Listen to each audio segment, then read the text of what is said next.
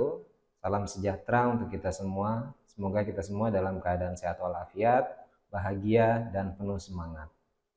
Perkenalkan, saya Agus Heriunial sebagai dosen Teknik Informatika Fakultas Ilmu Komputer Universitas Pamulang, Tangerang Selatan.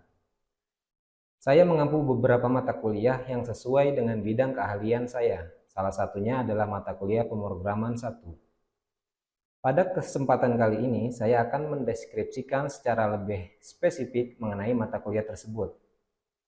Yang pertama, untuk deskripsi mata kuliah. Mata kuliah pemrograman 1 ini merupakan mata kuliah wajib yang harus ditempuh oleh mahasiswa khususnya pada semester 4. Mata kuliah ini memiliki bobot sebesar 3 SKS dengan jumlah pertemuan sebanyak 21 kali pertemuan. Mata kuliah ini mengkaji secara komprehensif tentang bahasa pemrograman Java dengan penekanan pada konsep pemrograman berorientasi objek atau Object Oriented Programming atau OOP, serta mengimplementasikan antarmuka grafis pengguna atau Graphical User Interface atau GUI menggunakan Java yang terkoneksi dengan database MySQL. Materi pembelajaran ini mencangkup sejarah dan perkembangan Java sebagai bahasa pemrograman modern, prosedur instalasi dan konfigurasi lingkungan pengembangan Java, serta pengenalan terhadap tipe data fundamental dalam Java. Selain itu, dibahas pula struktur kontrol arul program seperti percabangan menggunakan if else, switch case, dan juga perulangan menggunakan for, while, dan do while. Kemudian mahasiswa juga akan mempelajari perancangan dan implementasi konsep OOP, meliputi enkapsulasi, pewarisan, dan polimorfisme, yang kemudian diterapkan dalam pengembangan aplikasi berbasis GUI menggunakan Java yang terkoneksi dengan database MySQL. Adapun capaian pembelajaran mata kuliah ini adalah mahasiswa diharapkan mampu menjelaskan sejarah perkembangan Java dan keunggulan bahasa pemrograman Java dalam konteks pengembangan perangkat lunak modern. Mahasiswa juga diharapkan mampu melakukan instalasi dan konfigurasi lingkungan pengembangan Java secara tepat untuk mendukung proses pemrograman. Selain itu, mahasiswa dapat mengidentifikasi dan menggunakan berbagai tipe data, operator, serta struktur kontrol arul program, seperti percabangan menggunakan if else, dan switch case, dan perulangan menggunakan for, while, dan do while, dalam pembuatan sebuah program menggunakan Java. Mahasiswa juga mampu menerapkan konsep dasar pemrograman berorientasi objek atau OOP yang mencakup enkapsulasi, pewarisan, dan polimorfisme. Selanjutnya, mahasiswa dapat merancang dan mengembangkan aplikasi berbasis Java dengan antarmuka grafis pengguna atau GUI menggunakan pustaka seperti Swing yang terkoneksi dengan database MySQL. Sistem pelajaran yang saya gunakan adalah blended learning, yang merupakan gabungan antara perkuliahan tatap muka atau luring dengan perkuliahan tatap maya atau daring. Seluruh kegiatan pembelajaran baik luring maupun daring dilaksanakan sesuai dengan jadwal akademik di Universitas Pamulang.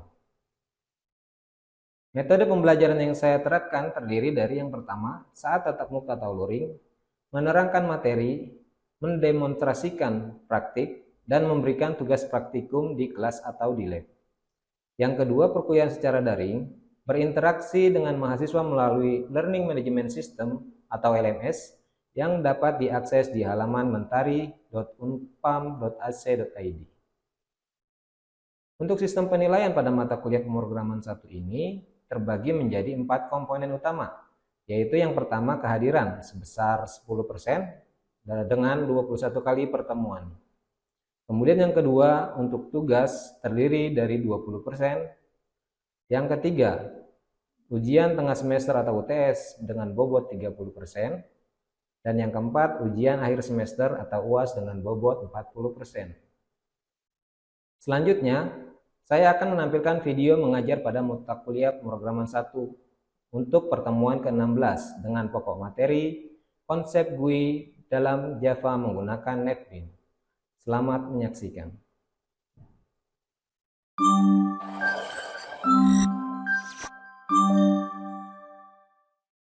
Assalamualaikum warahmatullahi wabarakatuh. Waalaikumsalam warahmatullahi wabarakatuh. Ketemu lagi dengan mata kuliah kita pemrograman 1 ya. Kita melanjutkan materi pertemuan yang sebelumnya ya. Jadi pada pertemuan kali ini kita akan membahas materi tentang konsep daripada GUI ya. Namun sebelum kita masuk ke materi, seperti biasa kita terlebih dahulu berdoa agar kita diberikan kemudahan untuk bisa menerima materi hari ini. Berdoa menurut agama dan kepercayaan masing-masing dipersilakan. Berdoa selesai. Saya lakukan absensi terlebih dahulu. Untuk yang hadir silakan diangkat tangan kanannya. Aditya, Ahmad Haitami, Alivia tidak hadir. Kaila, Ferdiansyah, Rahmat. Jadi yang hadir hari ini ada 19 orang ya. Oke, kita langsung masuk ke materi. Nah, apa sih GUI gitu ya? Kemudian bagaimana tadi cara membuat GUI? Terus kenapa harus ada GUI gitu ya? Tapi sebelum kita masuk ke materi, kita harus tahu dulu nih tujuan dari pembelajaran hari ini apa gitu. Jadi tujuan dari pembelajaran hari ini adalah nanti kalian mahasiswa diharapkan mampu membuat ya dan menerapkan konsep GUI dalam Java menggunakan NetBeans. Jadi setelah pertemuan hari ini nih kalian diharapkan nanti bisa nih bikin konsep GUI-nya di Java gitu ya. Nah, untuk pembelajaran minggu lalu kita flashback sedikit, kita review, kita sudah belajar yang namanya jaringan pada Java. Ada klien, ada server. Kemudian di sini juga ada server socket dan socket. Ini adalah dua kelas di client server yang digunakan pada Java. Ada yang tahu perbedaan server socket dan socket? Ada yang masih ingat? Angkat tangan yang masih ingat perbedaan? Ya, Rahmat. Perbedaannya yaitu server socket digunakan untuk menerima koneksi dari sisi client server. Sedangkan socket digunakan untuk menerima koneksi dari server. Menerima koneksi dari server. Ya, itu sudah benar jawabannya ya. Tepuk tangan dulu dong buat Rahmat dong. Saya yakin semuanya juga masih ingat gitu ya. Mungkin tapi hanya malu-malu untuk mengangkat tangan gitu ya. Nah, kita lanjut ke materi hari ini yaitu GUI. GUI ini apa GUI? Singkatan dari apa sih GUI? Graphical User Interface. Nah, apa maksudnya Graphical User Interface? Kalau bahasa Inggrisnya kan user adalah pengguna, interface adalah tampilan. Jadi gimana tuh? Tampilan pengguna yang bisa dilihat, bisa dioperasikan oleh pengguna untuk memudahkan penggunaan aplikasi gitu ya. Jadi tujuan dari GUI ini adalah untuk nih yang paling penting, interaksi antara user dengan aplikasi. Selama ini kita membuat tampilan atau interaksi antara kita dengan aplikasi berbasis CLI. Tahu CLI ya? Command Line Interface. Biasanya kan kemarin ketik nama gitu ya, ketik angka, itu kan kita sebenarnya sudah berinteraksi dengan aplikasi. Hanya saja itu merupakan interface ya, command line interface itu sama-sama interface. Bedanya itu command line atau GUI yang berbasis dari sistem operasinya. Sedangkan sekarang kita mau bikin sendiri nih versi interface kita menggunakan Java gitu ya. Jadi tidak lagi menggunakan ketikan pada keyboard, tapi kita juga bisa pakai tombol, kita bisa pakai mouse gitu ya. Lebih beragam interaksinya. Kemudian kelas GUI itu dibagi menjadi 3 komponen utama ya. Jadi komponen inti daripada GUI di Java itu ada 3. Yang pertama adalah kontainer. Kontainernya apa nih? Kontainer ini wadah atau tempat penampungan gitu ya. Kemudian yang kedua apa? Setelah ada wadahnya tentu saja ada isi atau yang dinamakan komponen. Ya, jadi ada wadahnya, ada isinya. Kemudian yang terakhir ada event class.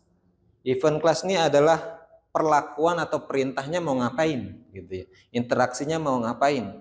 Apakah menekan tombol? Apakah mengklik mouse atau menekan tombol enter? Itu interaksi antara user sama aplikasi, itu ada di event. Jadi kalau misalkan ini adalah papan tulis ini, tembok ini adalah kontainernya gitu ya, temboknya kontainer. Kemudian yang merupakan komponennya apa? Ini ada kaca, papan tulis, kemudian ada kayu sebagai frame-nya. Ini adalah komponen. Eventnya apa yang contohnya? Eventnya contohnya misalkan menulis gitu ya. Menulis apa di papan tulis? Ada tulisan apa? Kemudian menghapus. Itu kan perlakuan antara user sama aplikasi. Gitu ya. Sampai sini ada yang mau ditanyakan? Terkait GUI? Ya, silakan Dava. Metode pemrograman ini pakaian harus dibuat terlebih dahulu itu apakah codingannya dulu atau tampilannya dulu? Ya, pertanyaan yang bagus sekali ya. Tepuk tangan dulu untuk Mas Dava. Jadi kalau kita mau bikin aplikasi nih, bikin tampilannya dulu atau bikin codingannya dulu gitu ya. Tergantung gitu. Biasanya kalau misalkan di dalam sebuah perusahaan besar itu udah dibagi-bagi tugasnya. Ada yang bikin desainnya, ada yang bikin back end-nya gitu ya. Kemudian ada yang bikin database-nya, masing-masing tuh dipecah. Tapi kalau startup atau perusahaan menengah ke bawah, programmer semuanya tuh bikin tampilan dia, kemudian bikin back end-nya dia, database-nya dia, dan juga ngetesnya juga dia gitu ya. Semuanya nyampur jadi programmer. Tapi kalau idealnya itu yang mana dulu sih? Yang idealnya pastinya kalau kalian nanti bikin skripsi itu dibikin rancangan tampilan terlebih dahulu. Jadi udah ada gambaran nih kalian mau ngoding apa gitu. Sah-sah saja kalian mau bikin logic programnya dulu gitu. Tapi nanti tampilannya terakhir. Sah-sah saja kalau misalkan kalian udah pro gitu ya. Tapi kalau untuk bagusnya atau memperhemat waktu, kalian bikin tampilannya dulu. Contoh nanti kita lihat tampilannya dulu, baru kita bikin back end-nya atau source-nya. Gitu ya, Dava? Sudah terjawab? Sudah. Oke. Lanjut. Di dalam kontainer itu terbagi atau terdiri dari dua kelas. Ada JFrame, ya. Kemudian ada yang namanya panel.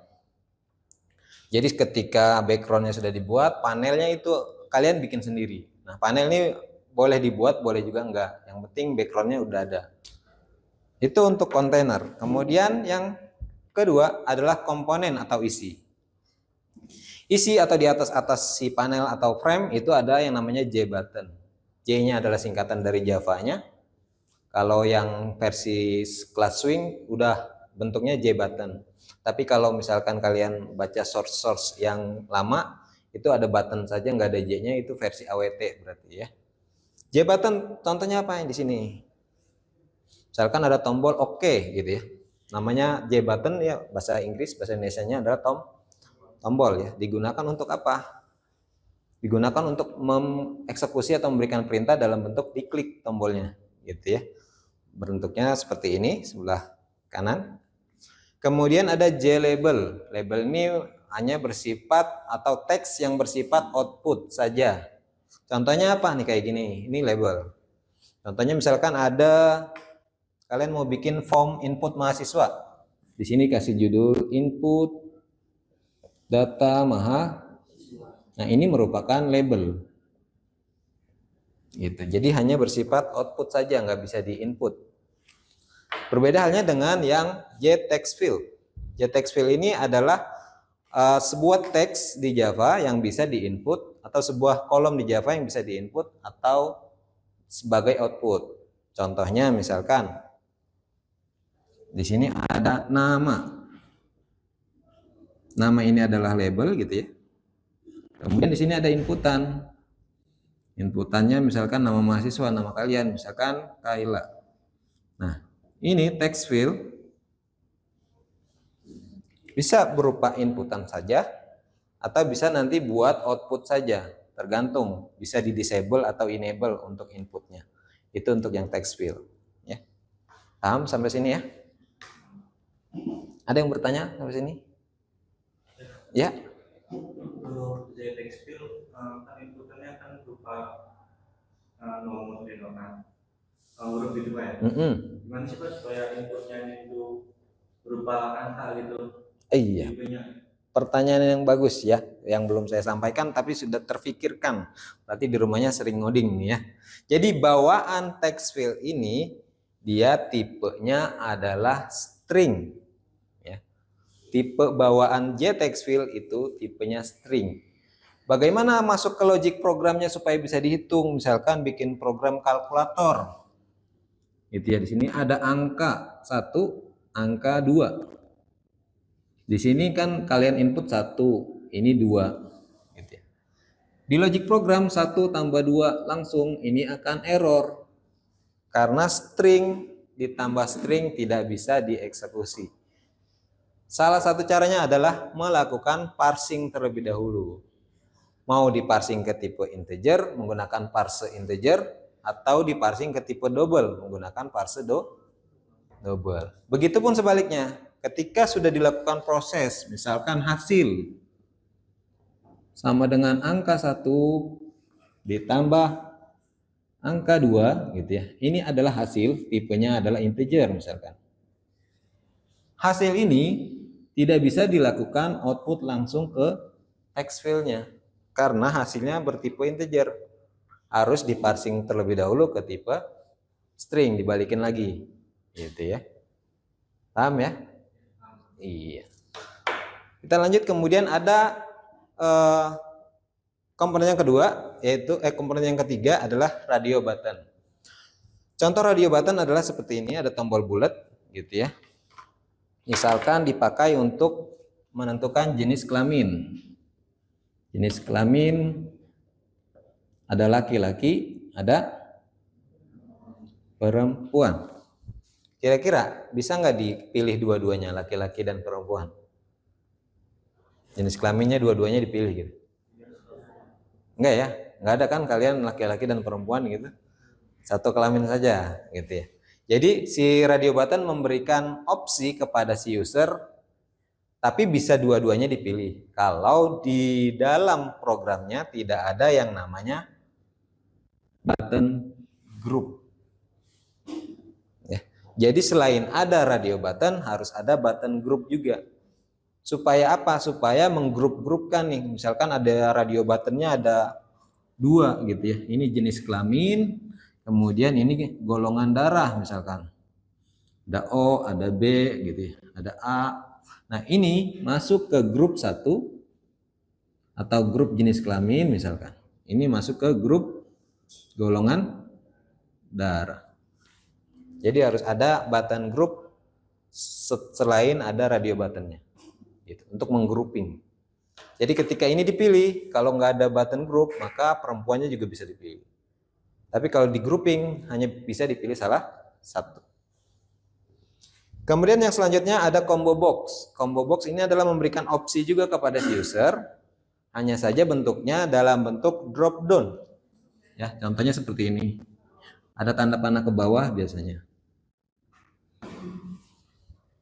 Ini sama-sama memberikan opsi radio button maupun combo box. Ada juga yang memberikan opsi lagi atau checklist gitu ya. Checkbox. Nah, kalau ini bisa dikasih opsinya lebih dari satu. Ya. Misalkan hobi. Hobinya apa nih misalkan? Ngoding ya. Hobi saya ngoding Pak. Gitu. Terus apa lagi? Main? Berenang. Berenang di mana? Kan di kali kan ya. Kemudian selain berenang apa lagi misalkan? Banyak ya. Ada main futsal gitu ya. Nah, ini bisa dipilih lebih dari satu. Kasih opsi kepada si user tapi lebih dari satu menggunakan checkbox. Kemudian yang selanjutnya itu ada event tadi. Aksi atau perintah atau interaksi antara user sama aplikasi ya. Ada action event. Action event adalah kalian mau diklik tombolnya kah, dipencet enter, kemudian apa lagi, memilih menu, misalkan mau file, login gitu ya, itu action. Kemudian ada mouse event, misalkan ada di sini ada kolom angka 1, kalian mau arahkan mouse ke sini nih. Nanti kalian mau tambahkan mouse event, kira-kira kalau misalkan mouse-nya diarahkan ke sini, misalkan muncul fotonya Dava gitu ya. Bisa gitu ya, tergantung penggunaan kalau kalian mau menambahkan mouse event. Jadi mouse event ini berhubungan dengan pergerakan atau eksekusi dari mouse. Nah, kalau key event itu perubahan atau interaksi dari keyboard. Apakah ditekan enter dia mau ngapain, atau ke menu selanjutnya, atau ditekan Ctrl X dia langsung keluar aplikasi gitu ya, tergantung kalian mau buatnya pakai key event. Nah, contoh ini misalkan ya. Ini ada aplikasi kalkulator sederhana. Ada satu label, contohnya di sini ayo berhitung, ini label. Kemudian di sini ada text field. Nah, yang tadi saya bilang text field di sini dia hanya berupa outputnya saja, tidak bisa diinput. Jadi di disable inputnya. Karena untuk menampilkan angka saja gitu ya. Kemudian ada 4 tombol. Tombol 1, 2, tombol tambah dan tombol sama dengan. Nah, sekarang coba kalian tunjukkan nih dari gambar GUI ini ada komponen-komponen apa saja yang terdapat pada aplikasi penjualan rumah ini gitu ya. Ada gambarnya, ada tombol, kemudian yang mana text field-nya ya. Silakan ada yang mau menunjukkan komponen-komponen GUI ini? Ya, silakan maju Kayla. Sambil diterangkan ke yang lain ya. Yang nama pemasaran ini namanya komponen J label. Yang di sini J tekstil. Terus yang di sini itu radio button, yang ini J button.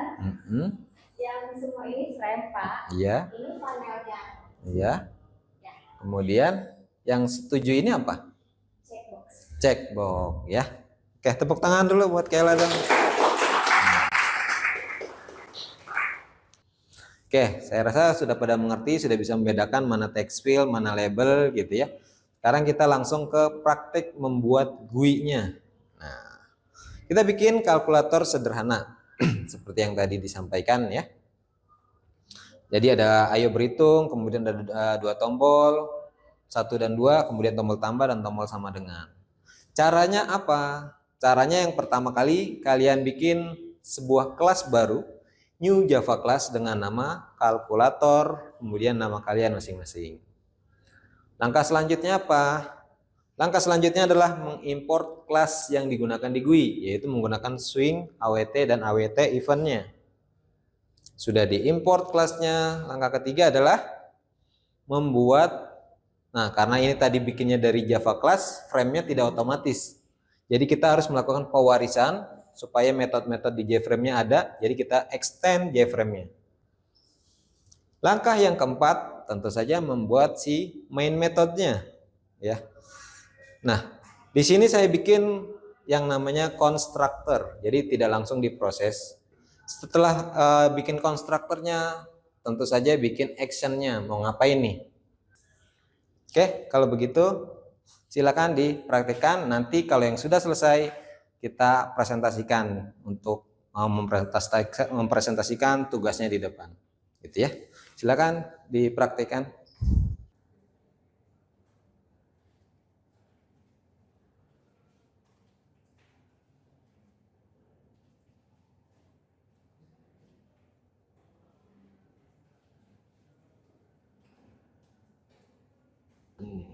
Ya itu aja. Ya ini udah selesai. Coba presentasikan di depan biar teman-temannya melihat ya. Presentasikan silakan. Nah biar tahu nih gimana sih bikin GUI itu ya. Ada 2 kolom inputnya Pak. Ya coba dimasukkan angkanya, misalkan 1 ditambah 2 sama dengan 3. 1 tambah 2 benar nggak 3? Nah, coba lagi. Kalau 22 ditambah 21 berapa? 22 ditambah 21 43. Benar ya? Coba lihat source-nya. Ya, di mana kamu naruh main metodenya? Oke, konstruktornya yang mana? Oke, ada ya. Nah, yang perlu diperhatikan ini konstruktornya ini namanya harus sama dengan nama kelasnya. Kalau kalian bikinnya kalkulator sederhana, nama konstruktornya pun harus kalkulator sederhana. Ya, bisa dipahami? Kasih tepuk tangan dulu dong buat teman. Terima kasih Mas ya. Oke, itu ya. Jadi hampir rata-rata semuanya udah paham, udah bisa, udah selesai ya membuat GUI. Nah, untuk tugas di rumah gitu ya. Kalian membuat aplikasi kalkulator yang lebih kompleks ya. Kalau tadi hanya ada 2 tombol, kalian mau bikin tombolnya 1 sampai 9 gitu ya, boleh. Dari 0 sampai 9, 0, 1, 2, 3 gitu ya. Kemudian ada tombol tambah, dibagi, dikurang, dan juga dikali. Jadi ada 4 tombol operasi gitu ya.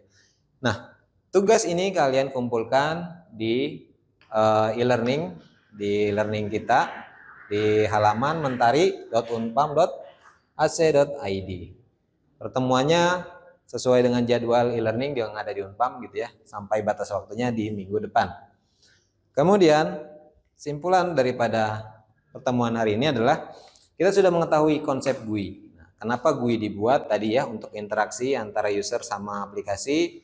Terus ada 3 komponen inti dari GUI. Yang pertama ada kontainer, yang kedua komponen, yang ketiga event. Bahan referensi di rumah, kalau kalian misalkan merasa kurang materinya, itu bisa dibaca referensi-referensi yang saya gunakan baik dari buku maupun jurnal ya. Bisa dibeli bukunya atau dibaca di perpustakaan. Oke, sebelum kita tutup, nah ada motivasi sedikit atau ilustrasi dari gambar ini yang bisa kalian simpulkan nih. Ada 2 orang berada dalam penjara gitu ya. Yang sebelah kanan dia menggambar jeruji besi atau jeruji penjara. Yang satu lagi menggambar pemandangan. Kira-kira filosofi apa yang bisa kalian ambil dari gambar ini? Ada yang bisa? Satu tangan, 1 orang. Kayla, silakan bisa menyimpulkan dari gambar ini. Menurut kamu? Menurut saya, kita kan nggak bisa dari situasi kita, bagaimana kita yang pandang. Nah, kalau yang jeruji itu karena dia di dalam jeruji, itu pandangnya di dalam aja gitu. Kalau yang gambar keluar, karena dia pikir suatu saat nanti dia bisa keluar dari sini dan melihat pemandangan indah seperti yang dia lukis. Seperti yang dia lukis. Tepuk tangan dulu buat kita. Ya. Jadi itu benar ya, salah satu pendapat filosofi Kayla, bahwa yang satu ini dia menggambarkan apa yang dia lihat. Sebenarnya dia sama-sama melihat gitu ya. Cuman yang dia lihat jerujinya, dia nggak bisa melihat pemandangan yang ada di balik jerujinya. Yang satu lagi dia nggak ngelihat jerujinya, dia ngelihat di belakang jerujinya ada apa gitu. Sama dengan posisi kalian di kelas ini nih. Sama-sama belajar Java, sama-sama belajar pemrograman. Yang satu dia bilang, tugas mulu gitu, pusing gitu, ngedengerin dosen yang ngomong di depan. Yang satu lagi, ini ada ladang cuan nih, kalau bikin aplikasi terus saya jual gitu. Kemudian saya bisa mengeksplor lebih jauh gitu ya, menjadi seorang programmer handal gitu ya. Jadi sama-sama, walaupun sama-sama di satu tempat, tapi pemikirannya bisa berbeda-beda tergantung orang yang melihatnya. Jadi jangan pesimis atau jangan diambil negatifnya, dilihat yang positifnya.